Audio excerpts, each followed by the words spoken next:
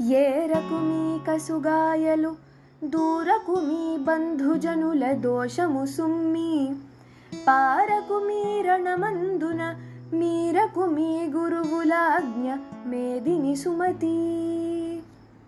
ఓ సుమతి, కోరి కోరి పచ్చికాయల్ని ఏరుకోకు, బంధువుల్ని నిందించకు, యుద్ధంలో భయపడి పారిపోకు. తెలుసా, ఇవన్నీ దోషాలు. అంటే పండిన కాయల్నే ఎంచుకోవాలని, అయిన వారిని ఆదరించాలని, యుద్ధంలో నిలబడి పోరాడాలని సందేశం. ఓడల బండ్లును వచ్చును, ఓడలు నా బండ్ల మీద నొప్పుగా వచ్చున్, ఓడలు బండ్లును వలనే వాడంబడుగలిమిలేమి వసుధను సుమతి. ఓ సుమతి, ఓడలు బళ్ళవుతాయి, బళ్ళు ఓడలవుతాయి. అలాగే జీవితంలో కూడా కలిమిలేమి వస్తూ పోతూ ఉంటాయి.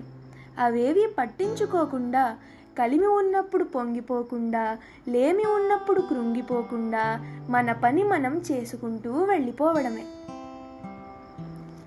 కనకపు సింహాసనమున శునకము గూర్చుండబెట్టి శుభలగ్నమునందొనరక బట్టము గట్టిన వెనుకటి గుణమేలమాను వినరా సుమతి.